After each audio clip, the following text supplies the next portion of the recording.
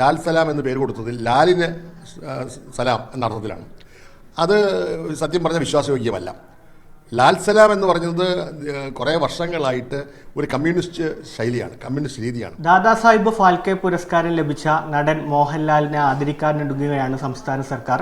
ശനിയാഴ്ച തിരുവനന്തപുരത്ത് വെച്ചാണ് പരിപാടി. ഈ പരിപാടിക്കെതിരെ രംഗത്തെത്തിയിരിക്കുകയാണ് ഇപ്പോൾ മുതിർന്ന കോൺഗ്രസ് നേതാവ് ചെറിയാൻ ഫിലിപ്പ്.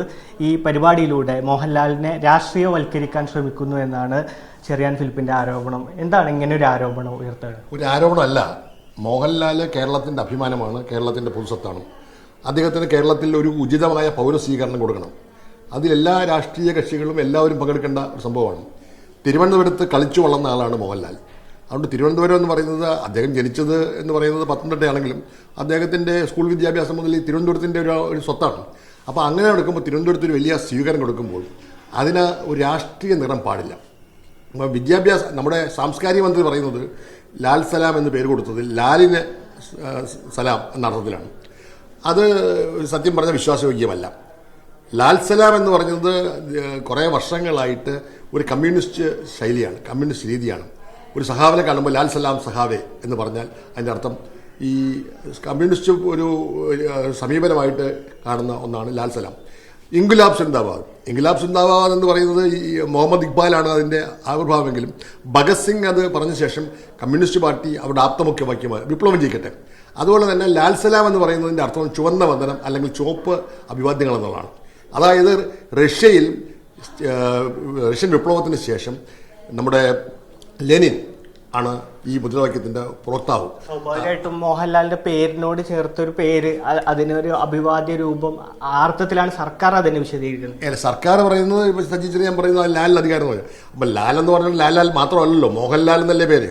അങ്ങനെയാണെങ്കിൽ ലാൽ മാത്രമാകേണ്ട കാര്യമില്ലല്ലോ. പിന്നെ ചില ഇതെന്ന് പറയുന്നത് ഈ ലാൽ സലാം എന്ന് പറഞ്ഞാൽ റെഡ് സല്യൂട്ടിന്റെ ഇംഗ്ലീഷ് പരിഭാഷമാണ്. അപ്പൊ ആഗോളതലത്തിൽ തന്നെ ഹിന്ദി പരിഭാഷമാണ്. അപ്പം മലയാളത്തിൽ ചുവന്ന വന്ദനമാണ്. അപ്പം ചുവന്ന വന്ദനം എന്ന പേര് പറഞ്ഞ് മോഹൻലാലെ ആദരിക്കുമ്പോൾ അതിനകത്ത് ഒരു പന്തികേടുണ്ട്. അപ്പോൾ ചുരുക്കം പറഞ്ഞാൽ അതൊരു ചോപ്പുവൽക്കരിക്കാൻ വേണ്ടിയുള്ള ദുഷ്ടലാക്കാണെന്ന് പറഞ്ഞാൽ ആർക്കും പറയാൻ പറ്റില്ല. പിന്നെ ലാൽ സലാം എന്ന സിനിമ, ലാൽ സലാം സിനിമ എന്ന് പറഞ്ഞെന്താ, ഒരു കമ്മ്യൂണിസ്റ്റ് പശ്ചാത്തലമുള്ള കഥാപാത്രങ്ങളുടെ സിനിമയാണ്. വർഗീസ് വൈദ്യൻ്റെ മകൻ ചെറിയാൻ കൽപ്പടവാഴി എഴുതിയത് തൻ്റെ അച്ഛൻ പറഞ്ഞു തന്ന കമ്മ്യൂണിസ്റ്റ് അനുഭവങ്ങളാണ്. അപ്പോൾ അത് ലാൽ സലാം എന്ന തലക്കെട്ട് കൊടുത്തത് തന്നെ അത് ബാനറിൽ തന്നെ ചോപ്പാണ്. അപ്പോൾ ചുരുക്കം പറഞ്ഞാൽ മോഹൻലാലിനെ ചോപ്പുവൽക്കരിക്കാൻ വേണ്ടിയുള്ള ശ്രമത്തിൻ്റെ ഭാഗമായിട്ടാണ് കാണുന്നത്. ഇതിപ്പോൾ തുടങ്ങിയതല്ല. 1957 ആ ഗവൺമെൻറ് വന്നപ്പോൾ റഷ്യയിലെയും ചൈനയിലെയും വിപ്ലവം അങ്ങനെയുള്ള കാര്യങ്ങളെല്ലാം അവിടെ പാഠപുസ്തകത്തിൽപ്പെടുത്തി. ഓൾഗ നദിയെക്കുറിച്ച് പ്രകീർത്തിക്കുന്ന ഗാനങ്ങൾ വന്നു. അപ്പോൾ സുകുമാരൻ അഴീക്കോടാണ് അന്ന് 58-59 കാലഘട്ടത്തിൽ കമ്മ്യൂണിസ്റ്റുകാർ പാഠപുസ്തകങ്ങളെ ചോപ്പുവൽക്കരിക്കുമെന്ന് പറഞ്ഞു. ഇപ്പോൾ കഴിഞ്ഞ കുറേ നാളുകളായിട്ട് BJP-ക്കാർ കാവ്യവൽക്കരിക്കാൻ ശ്രമിക്കുകയാണ്. BJP-യുടെ കാവ്യവൽക്കരണത്തിനെതിരായിട്ട് കോൺഗ്രസ് മാത്രമല്ല CPM ശക്തമായി ശബ്ദം ഉയർത്തുന്നുണ്ട്. അപ്പോൾ കാവി ഒരു പ്രതീകമാണ്, ചുവപ്പ് ഒരു പ്രതീകമാണ്. അതുകൊണ്ട് ലാൽ സലാം എന്ന് പറയുമ്പോൾ അത് കമ്മ്യൂണിസ്റ്റ് ഭാഷ്യമാണ്, കമ്മ്യൂണിസ്റ്റ് രീതിയാണ്.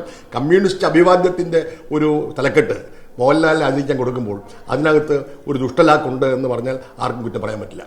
അതിനാണ് ചെറിയാൻ ഫിലിപ്പ് പറയുന്നത് കൃത്യമായ രാഷ്ട്രീയമുണ്ട് എന്നാണ് ഈ പരിപാടിക്ക് പിന്നിലെന്നാണ് ആരോപണം.